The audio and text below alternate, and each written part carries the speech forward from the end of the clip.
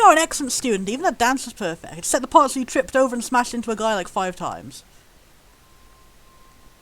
Oh no, is this where the awkward thing starts where Kiss just says she has a crush on him and he's like, I don't reciprocate, I see you as an older sister. And then later in the game she finds that she literally is his older sister and she's like, oh my god, I'm so fucking embarrassed. I mistook like a familial sort of love for like crush love because of the amnesia, and oh, seriously, the contrived amnesia makes so many awkward and creepy moments in this game, and like, it's not even like unintentionally awkward and creepy, it's more like, you know that feeling when you watch like a cringe video online and you're like, I just feel so sorry for these poor people, like, oh my god, why is this happening? That kind of cringe, not like cringe is a synonym for just being bad or something. I feel like it's like, oh my god, why is this happening? Why can't I help this poor person? I am so sorry for them. I don't want to see them being embarrassed like this. And, like, I just feel like, in the end, this plot went nowhere too. This plot of her, like, accidentally having a goddamn crush on her goddamn adoptive brother that she forgot was her adoptive brother. Like, why did they have to include this in the game, seriously? It's just uncomfortable. Thank you.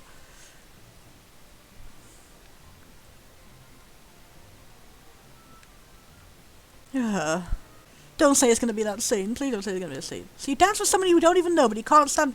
It is going to be that scene. It's going to be that scene. It's going to be like, oh, come have a meeting with me in secret in this romantic spot in the training center.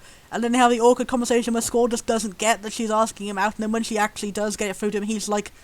I never saw you that way, and she's so embarrassed. And then, like, hours later, she finds out she's his fucking sister, and it's just so... Oh, God. My entire heart just cringes into a little pretzel. Like, why was this in the game? I feel so sorry for poor Kirsten, seriously. Like, why did she have to go through this? Oh, my God. It was just so extra awkward as a kid, because, like...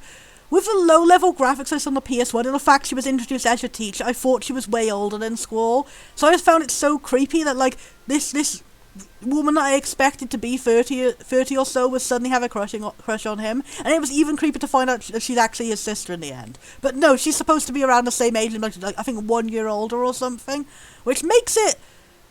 It's still creepy and cringy and super embarrassing, but at least it's not, like, predatory or weird or anything. It's creepy the opposite way of, like, how did they let a 16-year-old be a teacher and pressure her to be a teacher like that? It's so sad. You're an instructor and I'm your student and this is entirely creepy, and why was this subplot written in the game when it goes nowhere and serves no purpose except to make the audience incredibly embarrassed? It's kind of awkward and you don't say anything. That's true, I was like that myself back in the old heady days of my youth 1 year ago. I completely forgot. I wonder what's become of me. Come to give you an order. You and I are to go to the secret area and have an incredibly awkward conversation. God, I wish I could skip this section. I wish there was just a button that popped up like, hi, do you want to skip the awkward implied incest by accident, by virtue of amnesia? So our students secretly meet up and talk after curfew. Yeah. Inside the secret training center.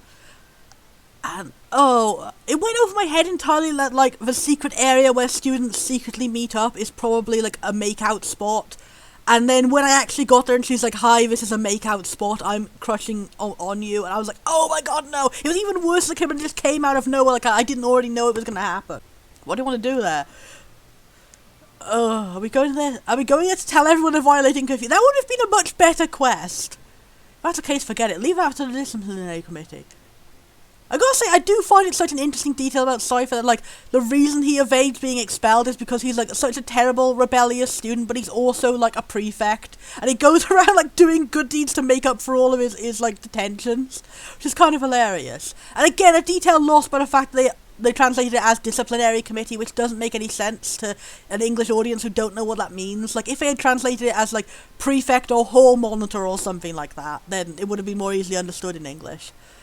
He'll get changed and meet me in front of a training center. This will be my last order. Dun dun dun. Yeah, because she says she's quitting because she just can't handle the whole situation of, like, being a teacher to people her exact same age and how it's fucking pressuring her entire life and crushing her to death. Which is depressing.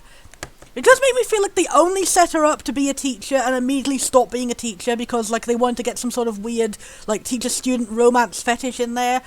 Like, is that the only reason why they show her having a romance with you early on and then it ends up being like, oh no, it's not happening, it's very much not happening, she's literally your sister.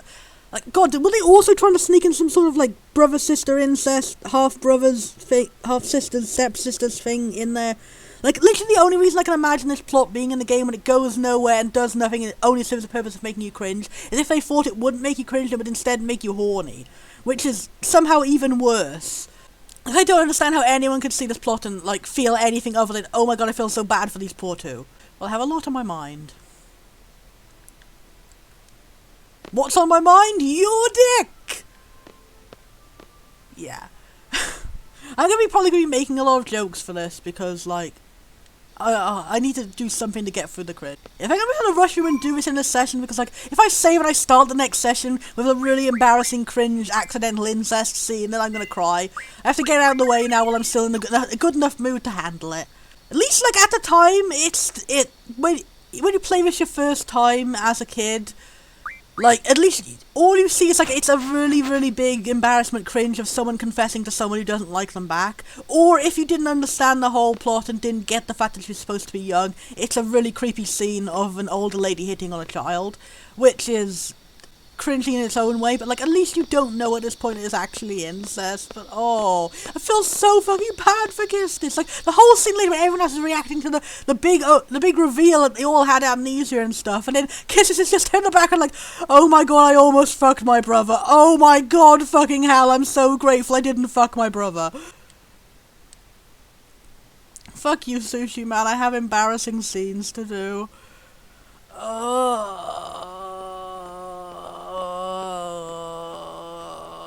Can I walk any slower? Time to junction my TF. Tempest, I was just wondering, have you fought T-Rex or... Okay, yeah, tutorial for it, yeah. Blah. Let's have a tutorial on how to fuck your brother! I don't know if anyone who has status effect, like, unlocked anyway, so I have to skip through all of this. Let's put on speed mode. Cringe, cringe. Oh, at least these guys are high definition now. Love a high definition log. You can see so much details that you missed in the lower resolution version of this background. Like, you can see that the log has fallen through the fence and, like, the fence is just, like being rebuilt around it. I guess it's just, like, a side effect of, like, the low quality they were working with, that they couldn't really have the fence look broken around it. But it's kind of hilarious, like, it feels like the log grew through it or something.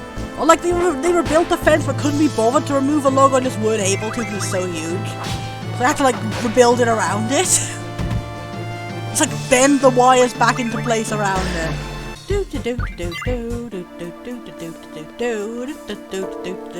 Time for incest and hell. And Kisses is poisoned. Poisoned with the hell of everything. Poisoned with the toxicness of this plot. Howdy babbly, that's... Last save before the incest train. This game has such a weird thing of incest when you think about it, like that creeped me out so much when I realised as a kid is, like, the whole situation with Laguna having a crush on, like, Renoa's mum in the past and being so close to her actually going out with her. And then he didn't, and then instead he married the person who would end up being Skull's mum in the end. But, like, how is that supposed to be romantic? It's played as if it's, like, fated and romantic, that, like, our parents were almost married and we were almost brother and sister, but instead we're love interests. Can you imagine how fucking awkward that would be if, like, it actually happened? And then, like, Squall met Renoa and was, like, still had all this falling in love plot, and then in the end found out that they were literally biological siblings. Like, that would be even worse than the Kistis situation. You haven't been here for a while. Yeah, everyone else making out around us while this happens. As if it wasn't awkward enough already. These poor people having to sit there and listen to this. Let's go kill the mood. Can I leave now? Can I leave now? Can I leave now? Can I leave now? Can I leave now? Can I leave now? Can I leave now? Can I leave now? Please, can I leave now? Oh, they had to just make it so dragged out, didn't they? Can I leave now? Please, can I leave now? Please, please progress. Stop making the silence. What time is it? It's after midnight. Almost midnight means it wasn't Christmas! Oh wow. Like, all of how in this situation, Kisses is, like, literally brings you to make out point and Squall is still like, I have no idea what's going on. It's totally gone over my head. I, Kistis Trape, am no longer an instructor as of now. I'm a member of Seed now just like you. Who knows, maybe we'll end up working together. better. Oh, I didn't even think about it. Did she quit her job because she wanted to make out with Squall? Oh, that would be so depressingly double sad if that was how it worked, but like, I'm assuming, like, my interpretation of it was that she just quit her job because the pressures of being an instructor at such a young age was so harsh, but like, oh, that would be so depressingly sad if she quit her job so she could have a relationship with this dude who turns out to be her fucking brother.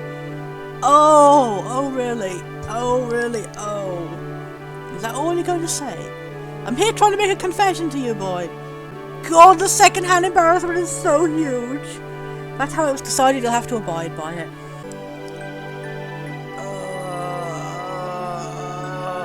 Why the long pauses? Why are you doing this to me, game? They told me that I failed as an instructor. Basically that I lacked leadership qualities. So yeah, okay, she got fired because of Cypher. Fucking hell, Cypher, you wreck everything. Of course she lacks leadership qualities. She's literally younger than all of the students she's trying to boss around. It's not gonna work.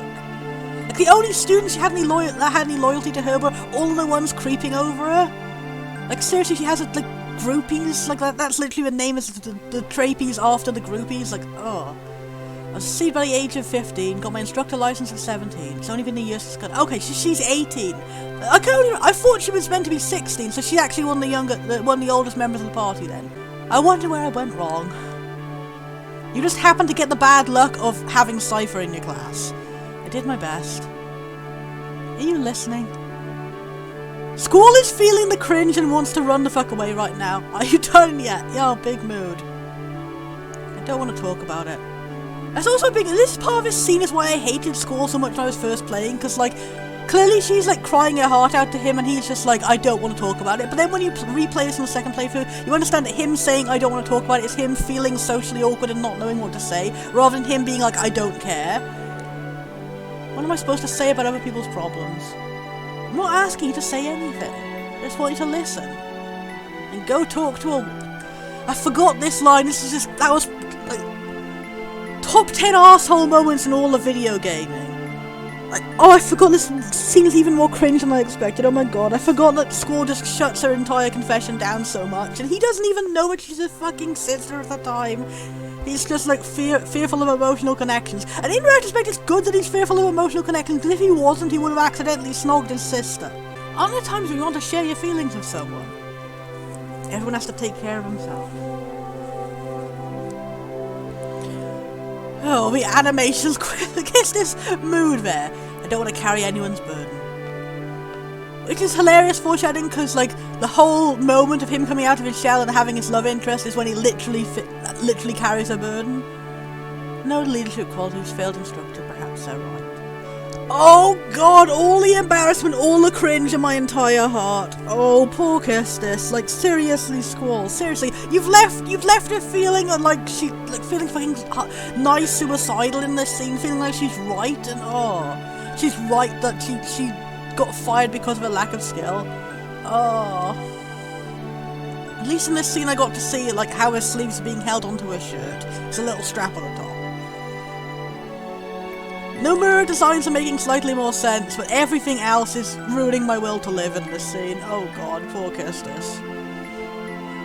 Let's go to make out point, and I'll give you a confession. Now I'm no longer an instructor, and then Squall is just like, fuck off, solve your own problems, go talk to a wall. Kestis, how did you literally survive that? Like, seriously. How are you not, like, instantly destroyed? How did you not just disappear in the boss monster effect? Oh, at least I got a boss monster to get all our feelings out on. And I forgot to junction anything to you, fuck.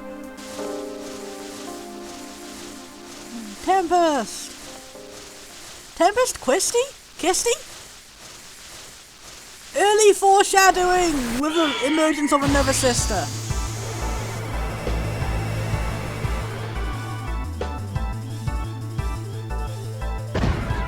Oh, the spiraling feeling is how I feel after that scene. At least you got a very cool design for a bug. Hello, Ronaldo, give me some stuffs. At least you got the fabulous music and a fun boss battle. which is probably not going to be very fun because I forgot to junction anything to kiss this. Maybe I'm just saying she's bad as possible because she's feeling incredibly emotionally drained right now. Okay, yeah, we got some sort of GF from that, okay. Cast on kissed, cast on kissed.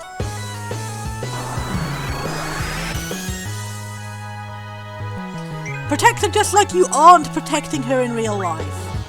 I wonder what the relationship is between these monsters, because like they have similar names. Like the big one is called Ronaldo and the small ones are called Raldos. So like, are they related species? Is it like the small like land-dwelling ones pupate into a giant bug monster or something? That would be cool. That'd be a nice life cycle of a monster species. I want to learn more about monster ecology. That's just me in every video game. I want to learn more about monster ecology. Give me the world building now. No, R.I.P. little Bab. Actually really adorable imagining them like curling up to sleep and like grubbing a rocky cocoon around them and then emerging as an adorable little bug friend. I forgot he could do that! That's so cute! Just tossing your children at you! Oh! Just yeet my son! May look slowly due to its stone-like body, but it's actually quite fast. May appear in numbers. Let's have a rotate around. Yeah, look at his tiny little face underneath. That's so cute. So many details I never saw in the low resolution before. Yee! Yee! Yee! Gently rotate the sun. A large insect-type monster as a survivor of some ancient race, uses its large spikes and tail to attack. Oh, that's interesting. So maybe if I studied monster ecology, it would actually be really helpful, because I would realise that Raldos are the pre-evolved stage of Gonaldos, and we could rescue this endangered species of monsters.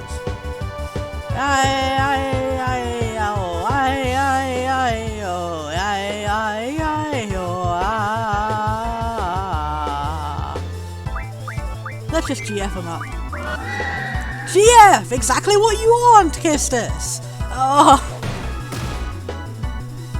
That's cool, it has multiple different animations for tossing its sons. It has the one where it lifts him up and it has the one where it kicks him like a football. That's kind of cute. They put so much detail into the animations in this game, seriously. Who was the animation director for this game? Who was every single animation worker for this game? I want to give you so much credit. But look, the monsters in this game have such good designs, the animations are so good, and the music is so good. It's just a shame that there's so many good parts of this game that were overshadowed by how bad the plot gets at certain points. It just goes to show that, like, if a game doesn't have a good story, then often a lot of the other stuff is like, no matter how good it is in other parts, if the story isn't so good and the main gameplay loop is a bit confusing and awkward, then it just isn't going to work out. You can have like the perfect like tertiary amount of stuff after and it just won't work out. But it's also interesting because if you have a game with good story and good gameplay but don't have any other like good tertiary stuff, then it also doesn't stand out. It becomes like average but not good. Like, could you even imagine a game like this without the good animations? Could you imagine Yokai Watch without its good animations too? It would have definitely, like, that's probably a big reason why, like, Yokai Watch 4 didn't work out, because it just didn't have as much good presentation to it. It didn't have much a cohesive sense of identity either. But yeah.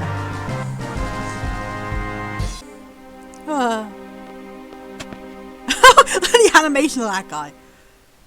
Wow, the white sea uniforms are so much more detailed than I expected. Like, I didn't remember them having zippers all the way down from their hands to the top of their shoulders. Like, no Mura, what are you doing?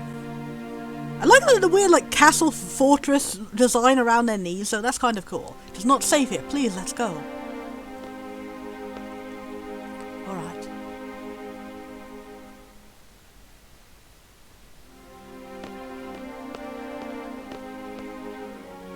Again, so much detail given to the animation. Just the animation of these guys, you instantly get the feeling that they're acting like knights guarding a princess. Like, seriously, just from the mannerisms they have in this scene, you think, like, who are these guys? Why are they treating her like this? She must be really important. It makes you curious about the plot going on. It's a shame that probably a lot of these details were missed in the PS1 version, because it was probably a lot of them, because, like, the reason that they made the body animations so, like, exaggerated and well detailed was so you'd still be able to see them on a low resolution when you couldn't make out much details. But, like, still, a lot of these details would have, like, been a lot less clear on the original resolution. Like, it's nice that you can see them much more detailed here. Tempest, it's not like everyone can get by on their own, you know.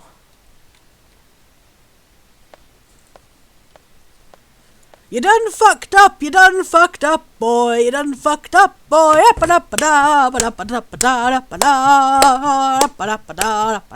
Says who? Says you. I fucked up everything in my life. Time to go back and sleep off the cringe.